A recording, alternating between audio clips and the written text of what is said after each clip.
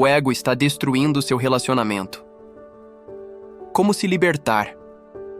Você já se sentiu desconectado da pessoa que ama, mesmo estando ao lado dela? Já se pegou repetindo as mesmas discussões, as mesmas mágoas, as mesmas reações que você prometeu a si mesmo não repetir? Já teve a sensação de estar tentando construir algo verdadeiro com alguém, mas algo invisível, que vive entre vocês, continua sabotando tudo? Talvez você ache que é o outro que está errado. Ou talvez você ache que o problema é você. Mas e se eu te dissesse que o verdadeiro obstáculo não é nenhum dos dois, e sim uma força silenciosa que opera dentro de cada um? O ego. O ego não é seu inimigo. Ele nasceu para te proteger, para manter você em segurança. Mas quando ele assume o controle dos seus relacionamentos, ele não protege, ele separa. O ego quer vencer, e para isso ele está disposto a sacrificar a harmonia. Ele quer ter razão, e por isso fecha o coração. Ele quer manter o controle, e por isso impede a entrega. Ele quer se sentir superior, e por isso recusa a vulnerabilidade. Quantas vezes você já se afastou de alguém porque não quis dar o braço a torcer? Quantas vezes respondeu com dureza quando na verdade queria ser acolhido? Quantas vezes se calou por orgulho, mesmo sentindo que o silêncio estava destruindo o vínculo? O ego é mestre em fazer com que você lute pelas paredes da sua prisão, como se estivesse defendendo sua liberdade. Ele cria narrativas que te colocam sempre no papel de vítima ou de juiz, mas nunca no papel do aprendiz. Ele é sutil, convincente, e acima de tudo, ele tem medo. Medo de não ser amado, medo de ser rejeitado, medo de se perder no outro.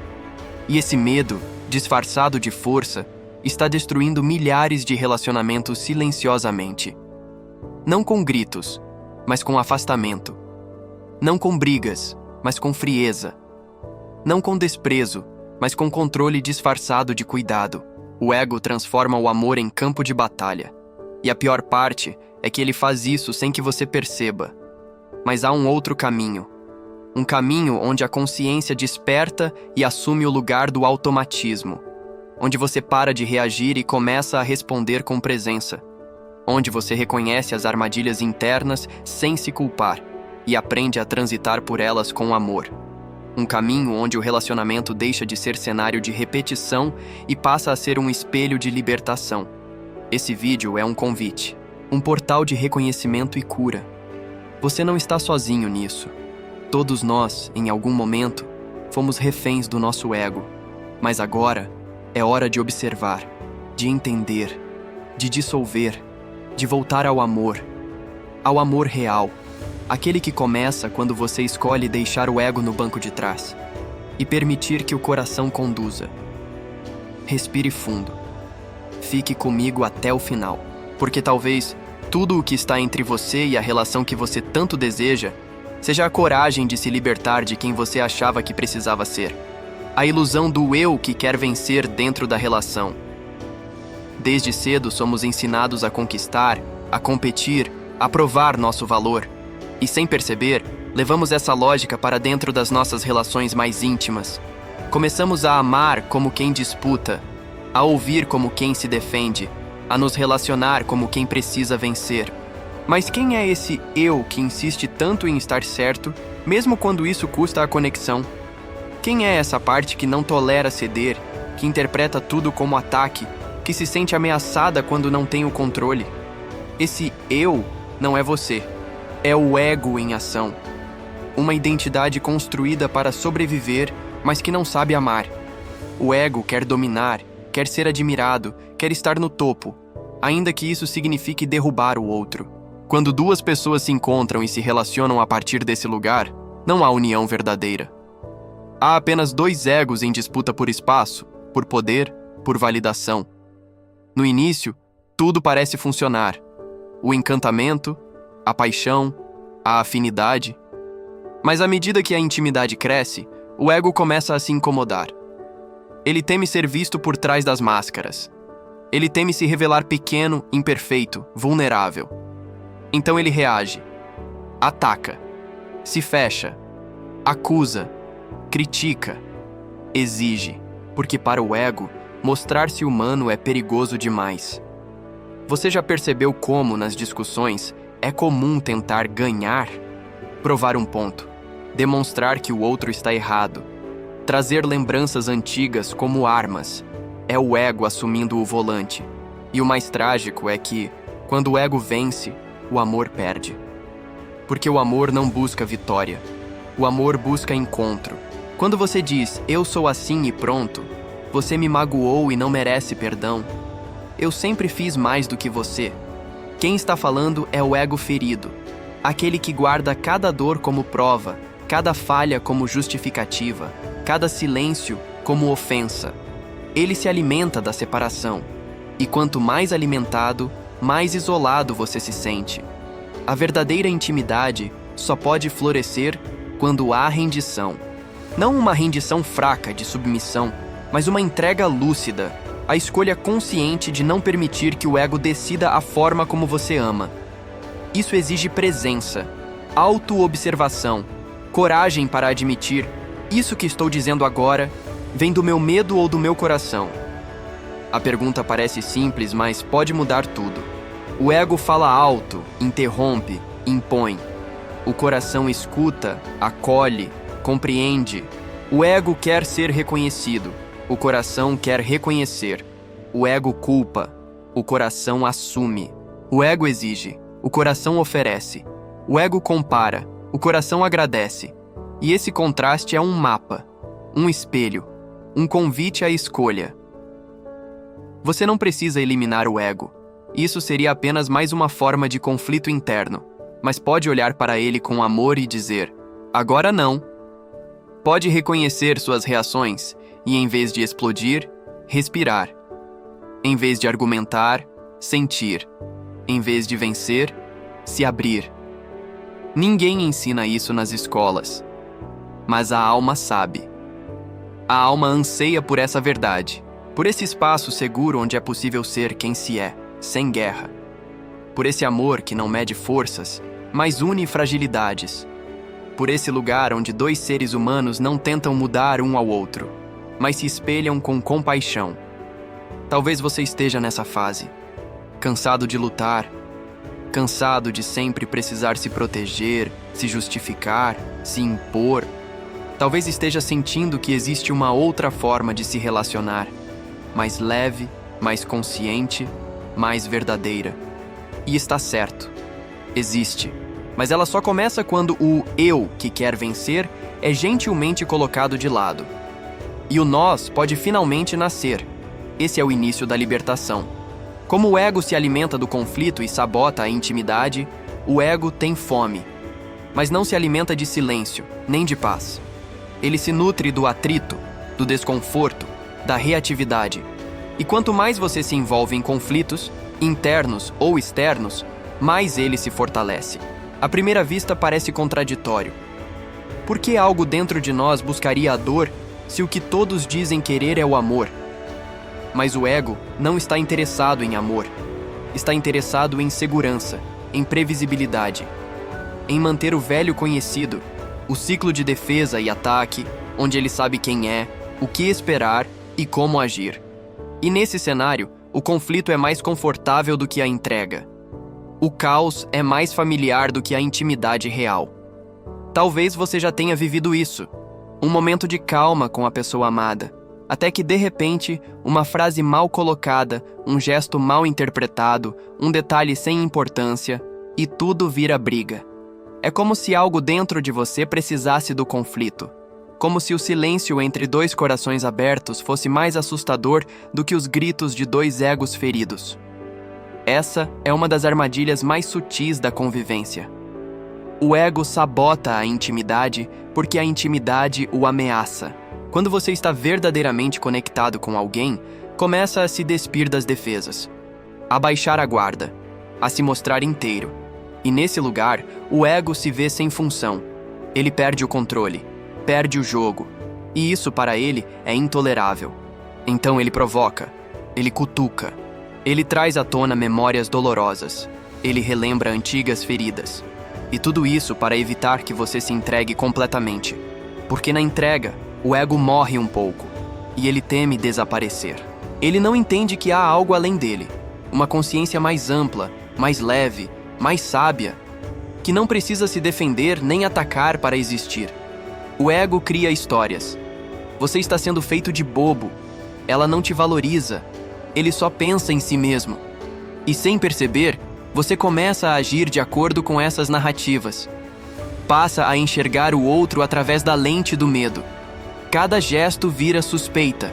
Cada ausência vira rejeição. Cada palavra vira arma. E pouco a pouco, a conexão se transforma em competição. Mas existe uma outra forma de viver. Uma forma onde o conflito não é evitado, mas compreendido. Onde, ao invés de reagir automaticamente, você aprende a pausar, a observar o que está surgindo dentro de você, a perceber quando é o ego que está no comando. E quando você faz isso, algo muda. Você começa a enxergar os padrões. Percebe que aquela discussão não é nova. Ela já aconteceu dezenas de vezes, com falas diferentes, mas com a mesma dor por trás. Percebe que aquela necessidade de ter razão não é força, é medo. Que aquele impulso de se calar, se fechar, se afastar, é só a antiga criança interior tentando se proteger mais uma vez. Quando você reconhece que o ego se alimenta do conflito, pode interromper o fornecimento. Pode deixar de servir mais uma dose de drama para essa parte de si que só conhece a linguagem da luta. Pode respirar fundo no meio da discussão e perguntar com sinceridade: essa reação vem do meu amor ou da minha dor? Essa pergunta desarma. E é aí que a intimidade começa. Porque a intimidade verdadeira não nasce da ausência de conflito, mas da escolha consciente de não alimentar a guerra, de não transformar cada divergência em ataque, de não deixar que a raiva fale mais alto que o afeto. O ego não gosta da intimidade porque ela exige presença. E o ego não vive no agora. Ele vive na memória do que já feriu e na expectativa do que pode machucar. Mas você pode sair desse ciclo. Pode escolher, a cada troca, a cada silêncio, a cada olhar, não responder com os reflexos do ego, mas com a verdade do seu coração. O conflito só é inevitável quando o ego lidera. Mas quando a alma assume o leme, até o desentendimento se torna espaço de crescimento, de reconciliação, de reconexão. Você não veio para repetir velhos padrões. Veio para dissolvê-los com consciência. Os 3 disfarces espirituais do ego nos relacionamentos. O ego é astuto. Quando começa a perder espaço nos conflitos comuns, ele se adapta, aprende novas linguagens, veste novas roupas, e uma das mais perigosas é a roupagem espiritual. Quando o ego se apropria da espiritualidade, ele não desaparece, ele apenas se camufla. E assim, em nome da consciência, perpetua a separação. Em nome do despertar, aprofunda o julgamento. Em nome da luz, fortalece a rejeição. Em muitos relacionamentos, isso acontece de forma quase invisível. A pessoa começa a estudar espiritualidade, meditar, buscar autoconhecimento, ampliar sua visão. Mas se ainda não houver humildade, o ego entra em cena com novos disfarces. Disfarces que soam elevados, mas carregam o mesmo medo de antes, agora apenas envolto em palavras bonitas. O primeiro disfarce é o da superioridade vibracional. A ideia de que você está num nível de consciência mais alto que o outro, de que a pessoa com quem você se relaciona não te acompanha mais, não evoluiu o suficiente, te puxa para trás. Essa percepção, embora possa conter elementos verdadeiros, costuma ser inflada por um ego que precisa se sentir especial para justificar sua frieza. Não se trata de ignorar seus valores, mas de observar se o que você sente é realmente discernimento espiritual, ou apenas orgulho disfarçado de lucidez. O segundo disfarce é o da espiritualidade como escudo. Quando a pessoa usa conceitos como autocuidado, limites energéticos ou manutenção da frequência para fugir da intimidade, evitar conversas difíceis ou não se responsabilizar por sua própria sombra. A frase "não quero me envolver com sua densidade" muitas vezes esconde um medo profundo de entrar em contato com a própria. A espiritualidade verdadeira não é uma fuga do desconforto, é um portal de atravessamento consciente dele. Ela não te blinda da dor do outro, te ensina a lidar com ela sem se perder. O terceiro disfarce é o da intuição absolutista. Quando o ego diz, Minha intuição está dizendo que isso não é para mim, mas na verdade é só uma resistência emocional, uma defesa automatizada, uma incapacidade de escutar o outro sem filtros. A intuição é sutil, neutra, silenciosa. Já o ego travestido de intuição é cheio de certezas, urgência e justificativas. Confundir um com o outro é colocar a espiritualidade a serviço da fuga e da desconexão. Esses três disfarces são comuns em buscadores sinceros. Não surgem por maldade, surgem porque o ego é inteligente e sabe que, se não pode dominar por imposição, vai tentar dominar por elevação. Mas o resultado é o mesmo: separação. Onde o ego está no comando, não há escuta verdadeira, não há conexão profunda. Há apenas o jogo do certo e do errado, do elevado e do atrasado, do lúcido e do inconsciente. E isso, em vez de curar, fere ainda mais. Você não precisa renunciar à sua verdade para se relacionar, mas precisa aprender a reconhecer quando sua verdade está a serviço do ego e não da alma. A alma não grita, não impõe, não julga. A alma compreende, escuta, sente. Ela sabe que evolução não é competição e que ninguém está acima de ninguém. Estamos apenas em pontos diferentes da mesma espiral.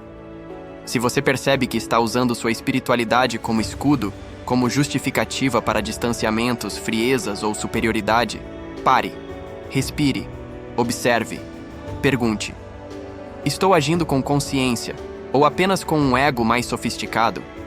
Não há culpa nisso, apenas consciência. E com consciência, tudo pode ser transformado.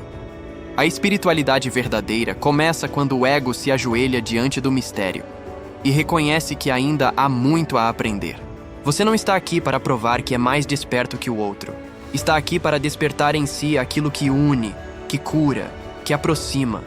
E isso só acontece quando a espiritualidade deixa de ser teoria e se torna presença amorosa no cotidiano. A relação é seu campo de prática. E cada disfarce do ego é uma oportunidade de enxergar onde você ainda não está inteiro. Feridas antigas que o ego protege e projeta no outro. Em todo relacionamento, há momentos em que reagimos de forma exagerada.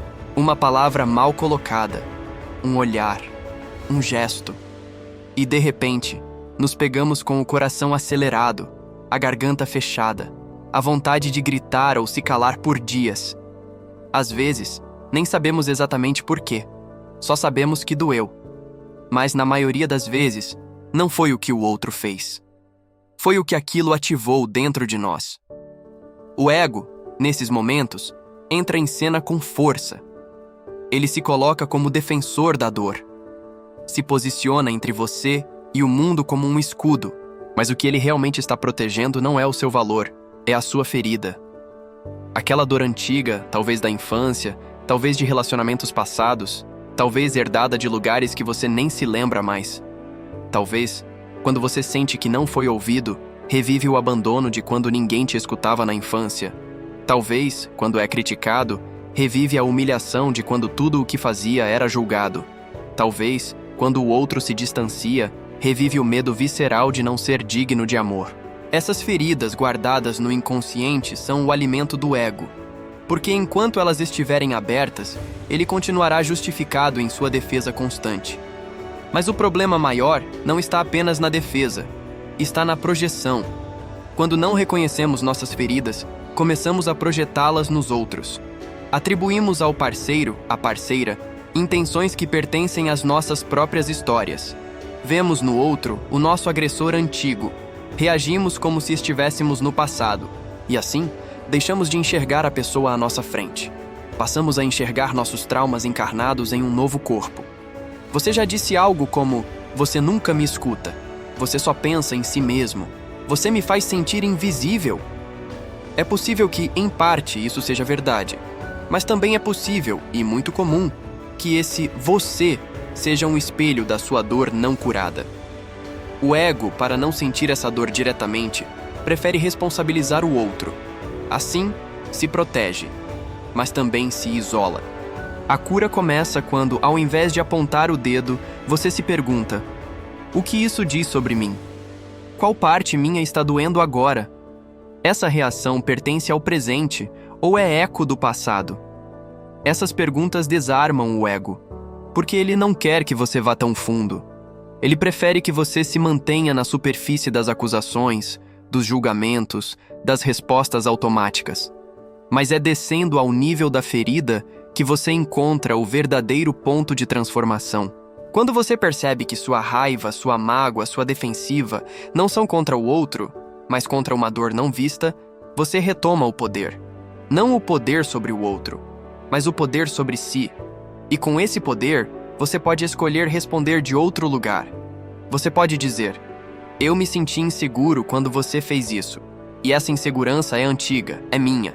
Mas eu quero aprender a curá-la, com você. Pode dizer: essa situação me lembrou algo doloroso que vivi. E por isso reagi assim. Mas eu não quero continuar preso nisso. Pode finalmente se mostrar. Não como quem acusa, mas como quem revela. E essa revelação, essa vulnerabilidade consciente, é onde o ego não entra. Porque o ego não consegue permanecer onde há verdade. Ele se dissolve quando a luz da consciência toca a ferida. E nessa dissolução, nasce algo novo, a possibilidade de uma intimidade real. Relacionamentos conscientes não são feitos de pessoas perfeitas, sem dores. São feitos de pessoas que se observam, que reconhecem suas feridas, que param de projetar e começam a compartilhar. E nesse compartilhamento, a dor deixa de ser barreira, vira ponte.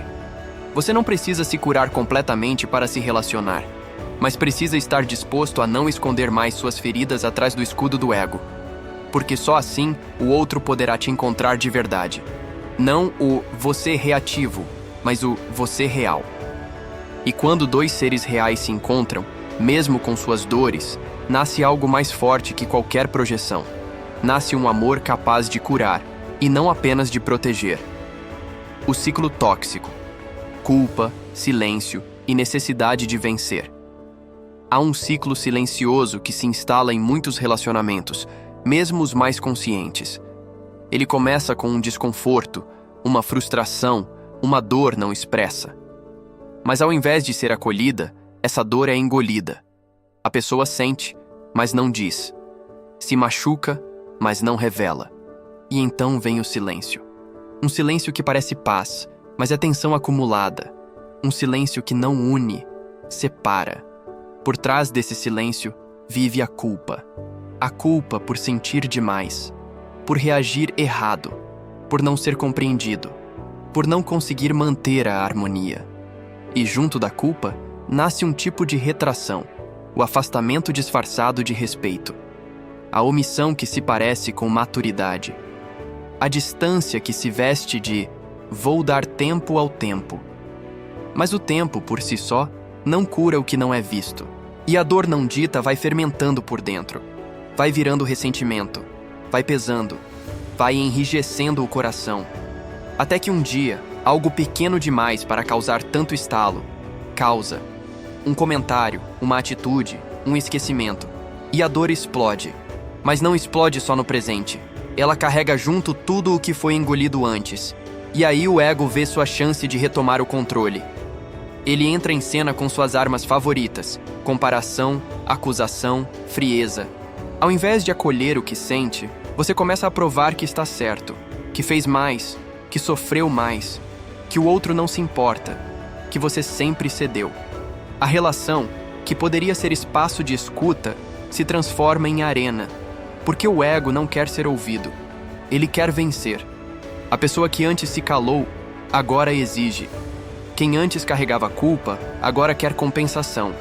Mas não há como vencer um relacionamento. Quando um vence, dois perdem. Porque cada palavra usada para ferir, mesmo que pareça legítima, constrói uma barreira invisível entre duas almas que, no fundo, só queriam ser vistas. O ciclo culpa-silêncio-conflito-culpa se repete. E com o tempo, vai minando o que há de mais sagrado: a segurança emocional. A sensação de que o outro é abrigo e não campo de julgamento. A confiança de que posso ser quem sou sem medo de ser atacado, diminuído, ignorado. Para romper esse ciclo, é preciso coragem. A coragem de quebrar o silêncio, sem culpa, sem guerra, sem acusação. A coragem de falar antes de explodir, De dizer, isso me tocou de um jeito que eu não sei explicar, mas me deixou mal. De perguntar, será que você pode me ouvir sem tentar consertar ou rebater? De abrir o espaço do diálogo antes que o ego tome conta da conversa. Também é preciso reconhecer os gatilhos. Aquela vontade súbita de se calar por orgulho. Aquela frase pensada para ferir. Aquela comparação que vem na ponta da língua. Todas essas são reações automáticas. Não são você. São reflexos do ego ferido tentando se proteger da dor de ser ignorado, desvalorizado, não amado. Mas você não precisa mais viver nesse automático. Pode escolher a cada interação responder diferente. Pode dizer, sinto muito antes de tentar se justificar. Pode respirar fundo antes de atacar. Pode inclusive admitir que está com raiva, sem transformar essa raiva em violência. E quando isso acontece, quando o ego não encontra combustível, quando o silêncio é quebrado com presença, quando a culpa é substituída por vulnerabilidade, o ciclo se rompe. E algo novo nasce, um relacionamento onde a comunicação não serve para medir forças, mas para fortalecer o vínculo. É possível sair desse padrão, mas não esperando o outro mudar. Começa com você, com sua disposição de olhar para dentro, de nomear o que sente, de não repetir o velho script, de perceber que, às vezes, não é sobre ganhar, é sobre amar. E amar, muitas vezes, é ter a humildade de descer do trono do ego para sentar no chão da verdade. Ali, onde duas almas se encontram sem máscaras, o ciclo se desfaz. E a relação, enfim, pode florescer em solo fértil, regada de escuta, presença e um tipo de coragem que só os que amam de verdade conhecem. A coragem de não precisar vencer para ser inteiro. A raiva como linguagem do ego ferido. A raiva, na maioria das vezes, é vista como inimiga, como algo a ser evitado, contido, escondido. Mas a raiva não é, em si, o problema. Ela é apenas a superfície, um sintoma, uma camada visível de algo que arde mais fundo. A raiva é a voz do ego quando se sente ferido, desrespeitado, esquecido. Ela é a reação imediata de quem acredita que precisa se defender e que, se não reagir com força, será engolido, abandonado, apagado. Em um relacionamento, a raiva geralmente não aparece sozinha. Ela vem carregada de medo. O medo de não ser suficiente. O medo de ser rejeitado. O medo de amar e não ser amado de volta. E o ego, em vez de permitir que esses medos venham à tona com delicadeza, escolhe o caminho da força. Ele ataca antes de ser atacado. Grita antes de escutar. Acusa antes de perguntar. Quantas vezes você já sentiu raiva e depois percebeu que por trás dela havia tristeza? Quantas vezes a sua explosão foi, na verdade, uma tentativa desesperada de ser visto, ouvido, compreendido? A raiva é a capa. Debaixo dela, quase sempre, existe uma parte sua que só queria acolhimento. Mas o ego não sabe pedir acolhimento. Ele foi ensinado a se proteger, a parecer forte, a dominar. E por isso transforma toda dor em confronto, toda insegurança em superioridade, todo pedido de amor em exigência. E assim, a raiva se torna o idioma oficial do ego ferido. Um idioma ruidoso, cortante, incapaz de construir pontes. Em um relacionamento consciente, a raiva precisa ser decodificada. Ela não deve ser negada, mas escutada com inteligência emocional. Quando você sente a raiva subindo, o primeiro passo não é reprimi-la, é reconhecê-la, dar nome, dizer, estou com raiva, mas não agir imediatamente a partir dela, porque a ação que nasce da raiva cega geralmente fere mais do que esclarece. E muitas vezes o que você quer mesmo é ser entendido, não vencer. A raiva mal conduzida destrói, mas a raiva acolhida revela. Ela mostra onde você ainda está em conflito com sua história, onde ainda espera que o outro preencha o que você mesmo não tem dado a si, onde ainda busca na relação a validação que o seu coração anseia em silêncio. E aqui, uma chave poderosa. Nem toda raiva precisa ser descarregada no outro. Às vezes, ela precisa ser sentida sim, respirada, nomeada, chorada, gritada em um travesseiro, escrita em uma carta que talvez nunca será enviada. mas não despejada como se o outro fosse o culpado por tudo que você carrega há anos. Porque o outro, muitas vezes, apenas tocou na sua ferida. Ele não a criou. Essa distinção muda tudo. Quando você entende que o outro pode ter sido o gatilho, mas não é a origem da sua dor, a sua raiva começa a perder o veneno. Ela vira bússola, vira alerta, vira sinal de que há algo em você pedindo mais presença, mais cuidado, mais consciência. E então, ao invés de explodir, você pode expressar. Ao invés de calar, pode compartilhar. Pode dizer: eu senti raiva quando isso aconteceu e percebi que me conectei com uma dor muito antiga. Eu não quero te machucar com isso. Quero te mostrar quem sou por trás disso. Esse tipo de comunicação é rara, mas transforma vidas, porque tira o relacionamento da lógica do ataque e da defesa e o leva para o campo da verdade. Uma verdade que inclui a raiva, mas não a idolatra, que escuta o ego, mas não o obedece cegamente, que permite que você seja humano, vulnerável, intenso, sem perder o centro da alma. A raiva mal digerida é destruição, mas a raiva compreendida pode se tornar energia de reconstrução, de reconstruir o vínculo, de reconstruir a confiança, de reconstruir a si mesmo. Não negue o que sente, mas não deixe o ego ser o porta-voz da sua dor. Ele só sabe falar alto. Você pode aprender a falar com presença. É possível expressar raiva com amor. Mas isso só acontece quando você se lembra de que, por trás da sua força, ainda existe um coração que só quer ser tocado com gentileza. A dor de tentar mudar o outro para validar a si mesmo. Existe uma tendência silenciosa que assombra muitos relacionamentos. A tentativa constante de mudar o outro. Às vezes de forma explícita, com cobranças, críticas, exigências. Outras vezes de forma sutil, com gestos calculados, palavras manipuladas, silêncios estratégicos. Mas por trás de toda tentativa de transformação do outro, existe quase sempre um pedido não verbalizado. Mude para que eu me sinta amado. Essa é uma armadilha comum do ego. Ele projeta no outro a responsabilidade por curar o que está machucado dentro de si. E começa então a negociar o amor, a condicionar o afeto, a construir uma relação baseada em eu só me sinto bem se você agir da forma que eu espero.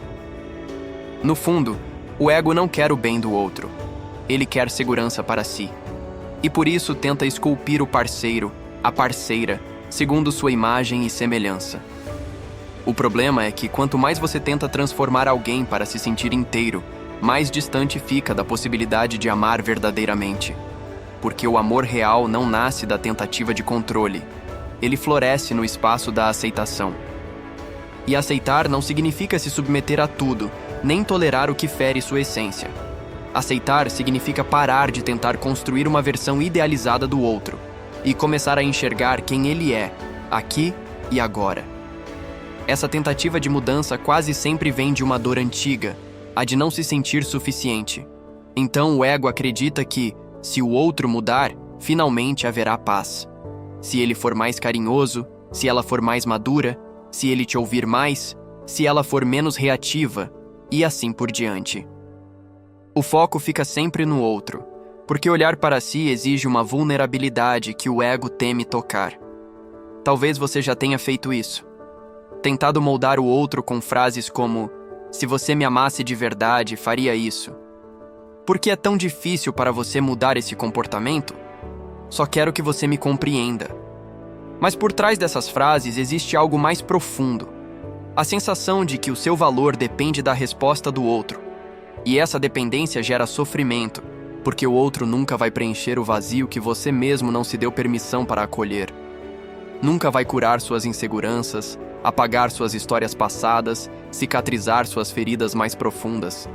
Ele pode te amar, pode te apoiar, pode caminhar com você, mas não pode ser o alicerce do seu amor próprio. A tentativa de mudar o outro é, na verdade, uma forma de dizer: me valide, me confirme, me prove que eu sou digno. E essa busca nunca tem fim, porque o ego sempre vai achar um novo motivo para não se sentir seguro. Sempre vai criar um novo padrão a ser alcançado. sempre vai estar em estado de carência disfarçada de exigência. A libertação começa quando você percebe que não é sua função transformar ninguém, que sua responsabilidade está em se observar, em se nutrir, em se alinhar com sua própria essência. E que a partir desse lugar de inteireza, você pode sim influenciar o outro, mas não pela força da cobrança, e sim pela força da presença. Relacionamentos conscientes não são sobre mudar o outro, são sobre crescer juntos, lado a lado, cada um encarando sua própria jornada com coragem e humildade. E esse crescimento só acontece quando há espaço para o outro ser quem é, mesmo que, às vezes, isso confronte seus desejos. Você pode sim expressar seus sentimentos, pode dizer o que te dói, o que te alegra, o que você gostaria de viver, mas sem a expectativa de controle, sem transformar sua expressão em chantagem emocional. Quando a comunicação vem do coração e não do ego, ela toca e transforma. Muitas vezes é quando você solta o controle que o outro muda, não porque foi pressionado, mas porque foi tocado, porque percebeu que está diante de alguém que o vê como ele é, e não como alguém que precisa ser consertado. E ser visto assim é profundamente transformador. Você não precisa mudar o outro para se sentir inteiro. Você só precisa se lembrar de que a sua inteireza nunca dependeu dele. Quando o ego espiritual entra em cena e bloqueia a conexão. No caminho do autoconhecimento, há um ponto em que muitos acreditam já ter superado o ego. Sentem-se mais conscientes, mais despertos, mais lúcidos. E isso é lindo, até que o próprio ego começa a se vestir com essas conquistas. Ele deixa de ser o ego impulsivo, reativo, que explode, e se transforma em algo mais sutil, mais sofisticado, mais difícil de detectar. O ego espiritual. Esse ego não grita, ele argumenta com sabedoria, não acusa, ele diagnostica com linguagem elevada, não se impõe com agressividade, ele se posiciona com autoridade vibracional.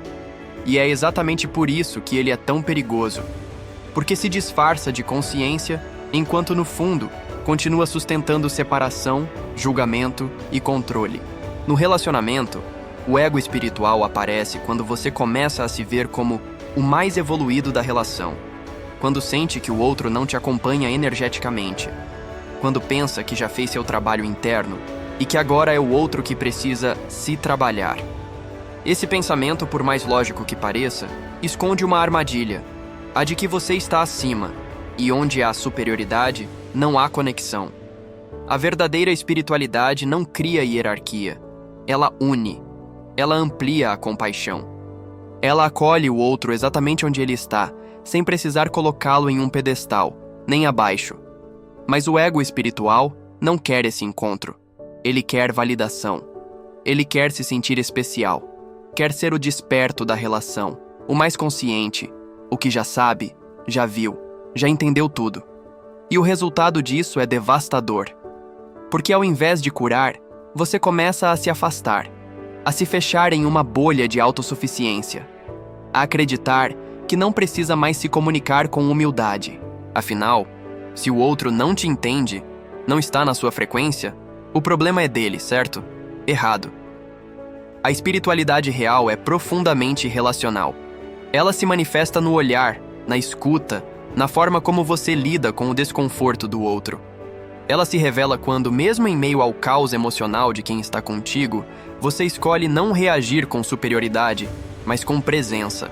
Talvez você já tenha se pegado dizendo mentalmente: "Eu já superei isso, ele ainda está preso nisso.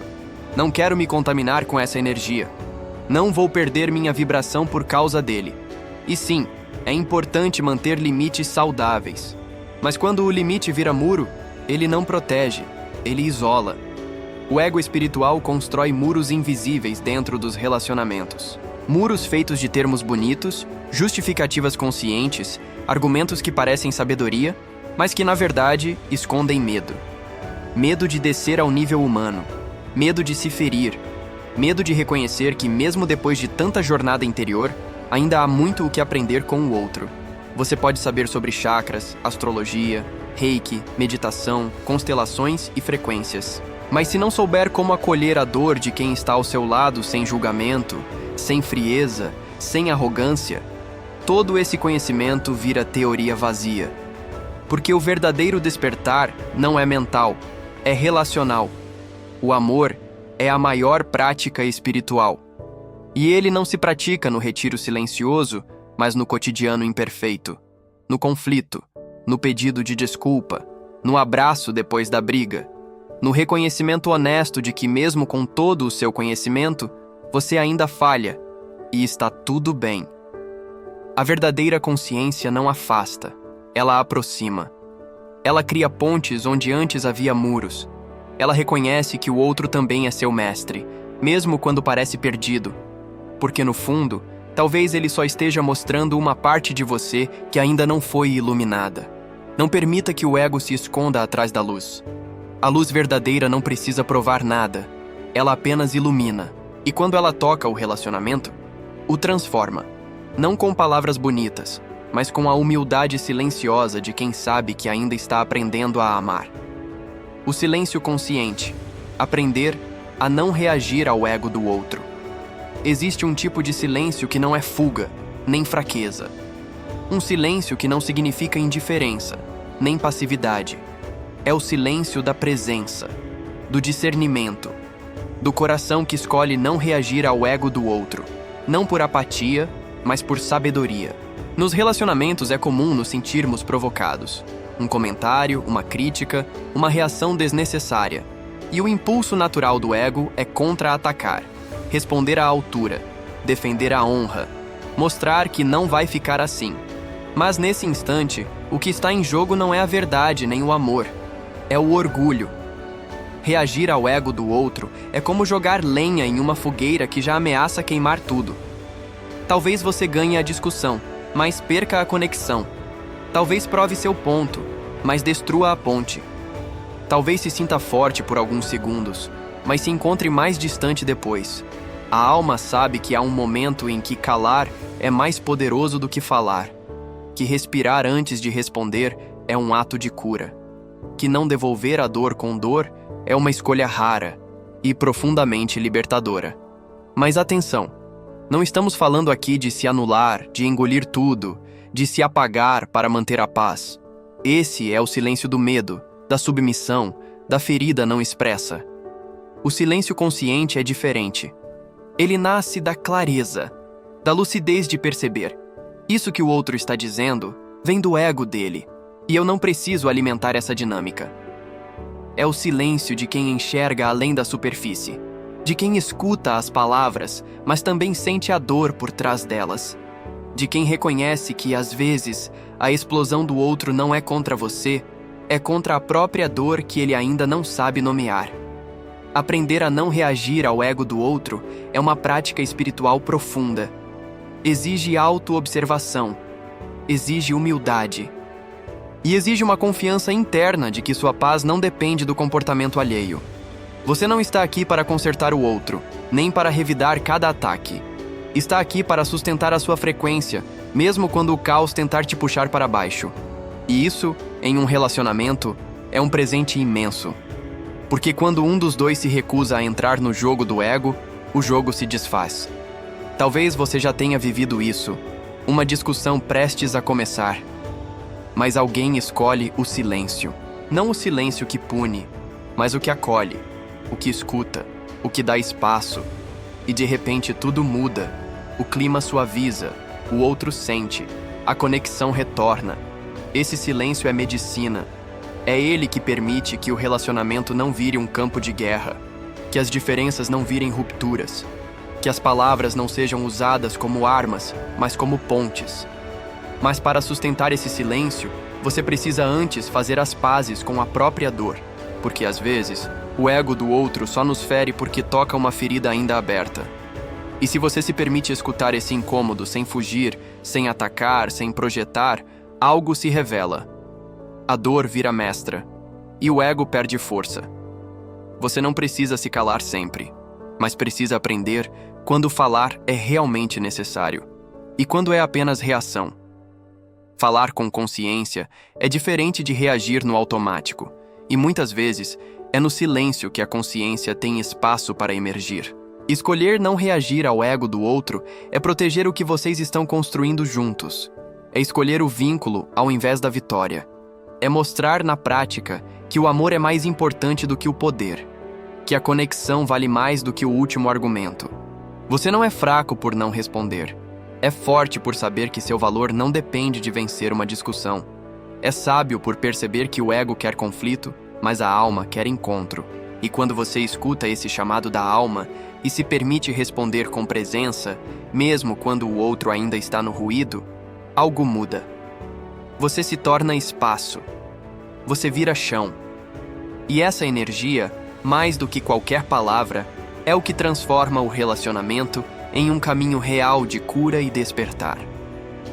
Práticas para dissolver o ego no campo da relação. A teoria é poderosa, mas é na prática que o ego começa, de fato, a perder sua força. Você pode entender todos os mecanismos do ego, reconhecê-lo nos momentos de tensão, saber nomear suas estratégias.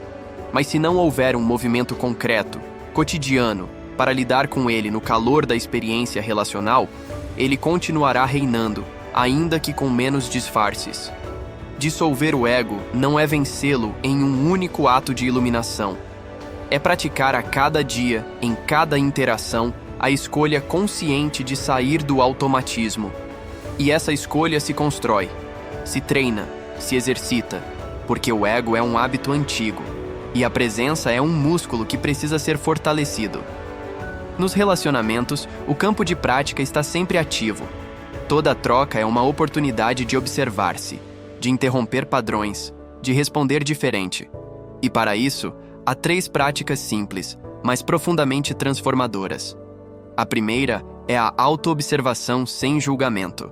Ao invés de se culpar por reagir, por sentir raiva, por querer controlar, você aprende a observar esses impulsos como movimentos naturais do ego, mas que não precisam te dominar. Você os percebe chegando, reconhece e decide não agir imediatamente a partir deles. Essa pausa é ouro. Nela, nasce a liberdade. A segunda prática é a escuta presente. O ego não escuta. Ele espera a sua vez de falar. Ele escuta para rebater, para argumentar, para vencer. A presença, ao contrário, escuta para compreender, para sentir o que está vivo no outro, para acolher sem tentar consertar. Escutar de verdade é um dos atos mais desarmadores que existem, porque o ego espera resistência e encontra espaço. A terceira prática é a comunicação vulnerável. Falar a partir do coração, dizer o que sente sem acusar, revelar a dor sem projetar, compartilhar a dúvida sem exigir resposta imediata. Isso exige coragem, porque expor o que está dentro é se colocar em um lugar de abertura. Mas é essa abertura que cria a conexão real, aquela que vai além da troca de ideias e alcança o encontro de almas. Essas 3 práticas, observar, escutar e comunicar com presença, não anulam o ego, mas o colocam em perspectiva. E com o tempo, ele vai se acalmando, vai perdendo o poder, vai entendendo que não precisa mais se proteger o tempo todo, que há espaço para confiar. Você não precisa ser perfeito nisso. Vai escorregar, vai reagir, vai se ver mais de uma vez repetindo velhos padrões. Mas com prática, esses lapsos viram aprendizado. E cada vez mais, você começa a reconhecer os momentos em que o ego tenta dominar e pode gentilmente dizer a si mesmo: eu posso escolher diferente. Você pode escolher respirar antes de responder. Pode escolher dizer: me desculpe, fui duro, estava reativo. Pode escolher abraçar o silêncio quando não houver nada sábio a dizer. Pode escolher acolher o outro, mesmo quando ele ainda está dentro do próprio ego, sem precisar fazer o mesmo.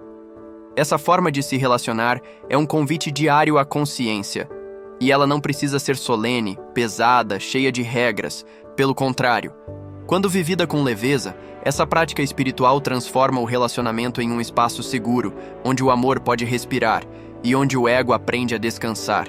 Porque no fim, ele também está cansado. Cansado de lutar, de se defender, de tentar provar o seu valor o tempo todo. E quando você mostra que ele pode relaxar, que existe um outro lugar, mais sereno, mais real, mais inteiro. Ele se permite soltar. O relacionamento então deixa de ser uma arena e se torna um templo. Um espaço onde duas almas se encontram, não para se completar, nem para se corrigir, mas para se expandir. E esse é o milagre da prática: transformar o cotidiano em caminho e o amor em ferramenta de despertar. Reconciliação. Quando o amor escolhe curar em vez de vencer, chega um momento na jornada de qualquer relacionamento verdadeiro em que a pergunta não é mais quem tem razão, mas sim o que precisa ser curado entre nós. Esse é o ponto em que o amor começa a vencer o ego, porque enquanto o ego busca justiça, o amor busca reconexão. Reconciliação não é voltar ao que era antes, não é varrer para baixo do tapete, nem fingir que nada aconteceu. É um renascimento da relação a partir de um espaço mais consciente, mais maduro, mais real. É quando dois seres humanos decidem, com coragem e humildade, olhar para a bagunça juntos. Não para apontar culpados, mas para reconstruir pontes. Para que isso aconteça, algo precisa morrer: a necessidade de vencer. O ego quer que o outro reconheça que errou primeiro. Quer que o pedido de desculpas venha antes. Quer ser visto como o mais ferido, o mais nobre, o mais injustiçado. E enquanto essas exigências estiverem no comando, o perdão verdadeiro não acontece, porque o perdão não nasce da lógica, nasce da compaixão. A compaixão é o portal da reconciliação. Ela não é conivente com o desrespeito, mas é profundamente generosa com a imperfeição. Ela entende que, por trás de cada atitude dura, há uma dor. Por trás de cada afastamento, há uma defesa. E por trás de cada palavra que fere, quase sempre há uma alma que não sabe como pedir amor. Reconciliação é isso: enxergar o outro além da máscara do ego, e se permitir ser visto também, sem suas defesas, sem seus argumentos, sem a armadura que te protegeu por tanto tempo, mas que agora pesa. Quando isso acontece, não há mais necessidade de provar quem sofreu mais. Há apenas a verdade crua e bela de dois corações que ainda querem caminhar juntos, mas de uma nova forma. Esse novo caminhar exige presença, escuta, honestidade e, acima de tudo, responsabilidade emocional. Porque não há reconciliação verdadeira se você ainda espera que o outro mude primeiro. Você precisa estar disposto a mudar a forma como se relaciona com a própria dor, com o próprio ego, com as próprias reações. Precisa estar disposto a ser vulnerável e a sustentar o desconforto que a vulnerabilidade traz. Talvez você esteja nesse momento agora, sentindo que algo se quebrou, mas também sentindo que ainda há amor, que ainda vale a pena tentar, que, apesar das feridas, existe uma conexão que merece uma segunda chance. Mas não nos mesmos moldes. Uma chance diferente, mais consciente, mais sincera. Então comece assim, não com promessas, nem com pressa. Comece com presença, com a disposição de ouvir, com o compromisso de não reabrir feridas com sarcasmo, com silêncio, com cobrança.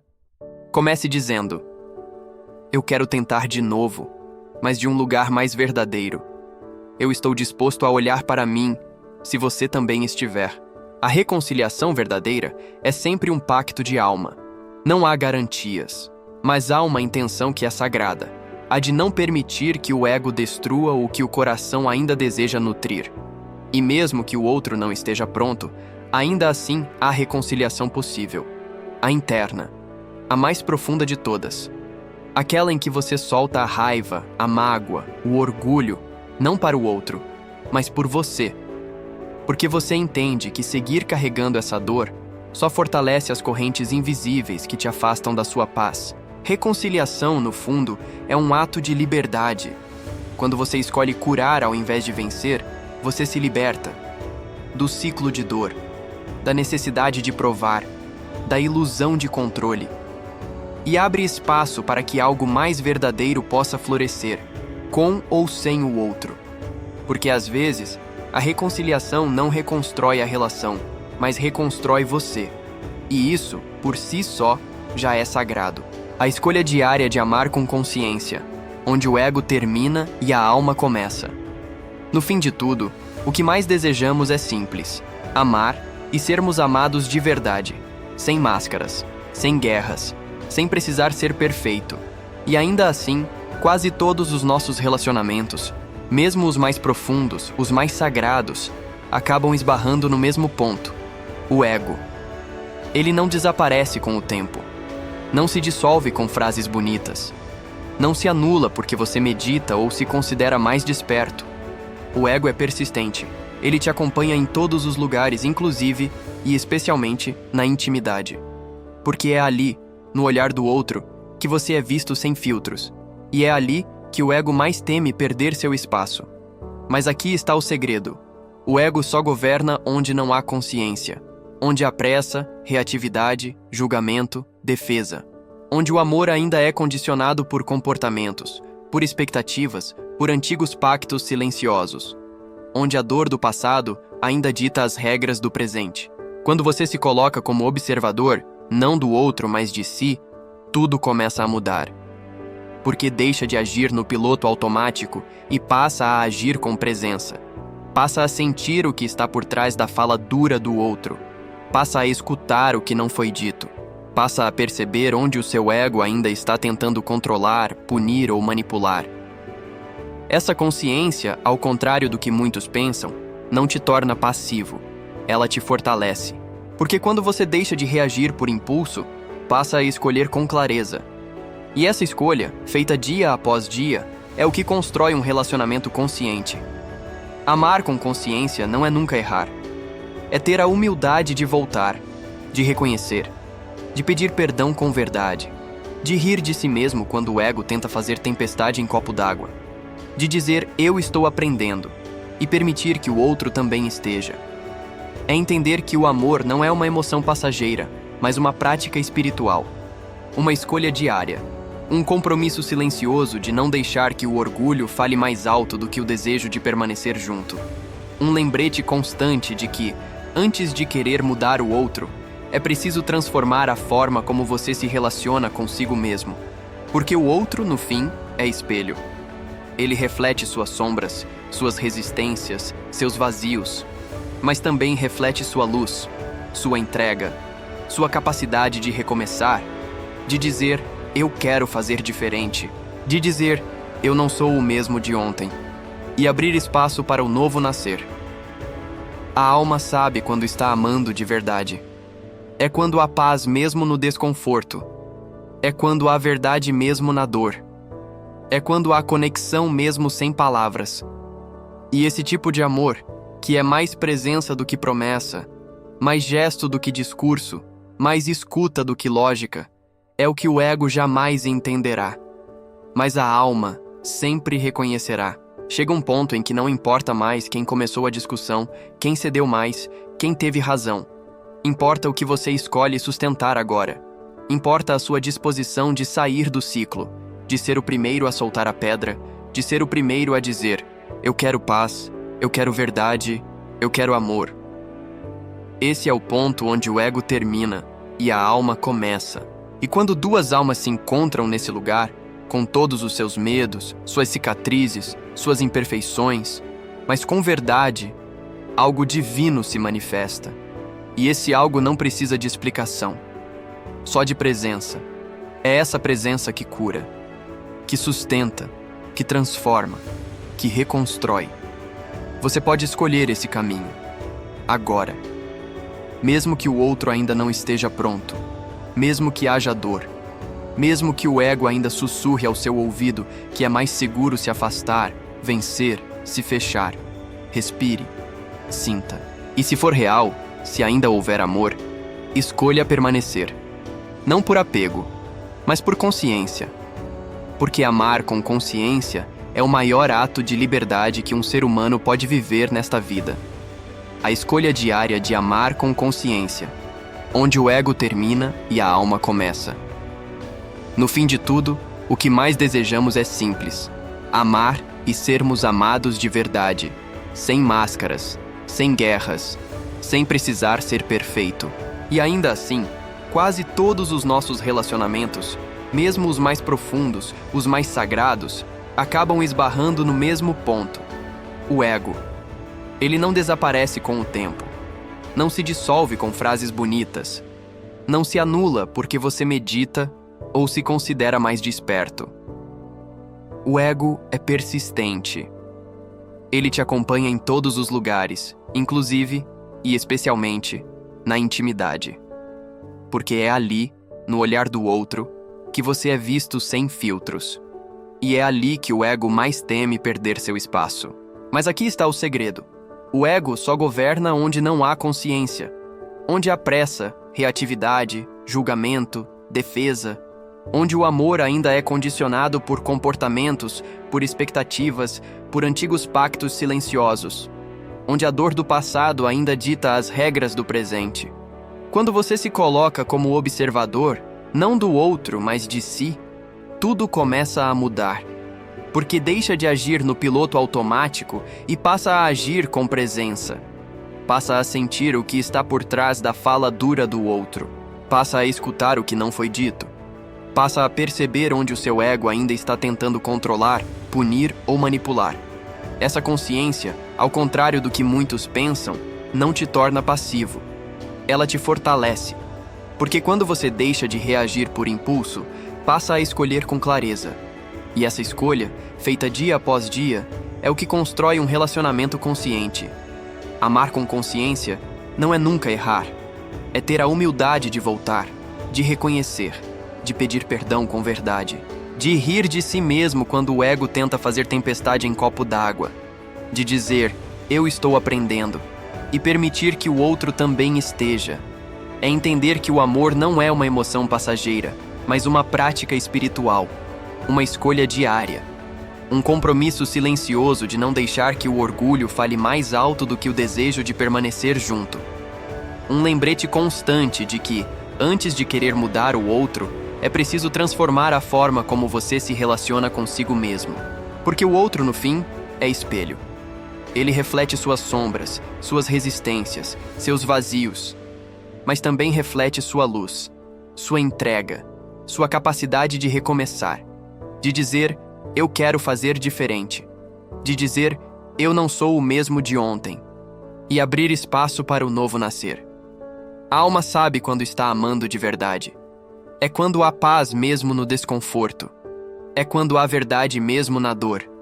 É quando há conexão mesmo sem palavras. E esse tipo de amor, que é mais presença do que promessa, mais gesto do que discurso, mais escuta do que lógica, é o que o ego jamais entenderá, mas a alma sempre reconhecerá. Chega um ponto em que não importa mais quem começou a discussão, quem cedeu mais, quem teve razão. Importa o que você escolhe sustentar agora. Importa a sua disposição de sair do ciclo, de ser o primeiro a soltar a pedra, de ser o primeiro a dizer, eu quero paz, eu quero verdade, eu quero amor. Esse é o ponto onde o ego termina e a alma começa. E quando duas almas se encontram nesse lugar, com todos os seus medos, suas cicatrizes, suas imperfeições, mas com verdade, algo divino se manifesta. E esse algo não precisa de explicação, só de presença. É essa presença que cura, que sustenta, que transforma, que reconstrói. Você pode escolher esse caminho, agora, mesmo que o outro ainda não esteja pronto, mesmo que haja dor, mesmo que o ego ainda sussurre ao seu ouvido que é mais seguro se afastar, vencer, se fechar, respire, sinta. E se for real, se ainda houver amor, escolha permanecer. Não por apego, mas por consciência. Porque amar com consciência é o maior ato de liberdade que um ser humano pode viver nesta vida.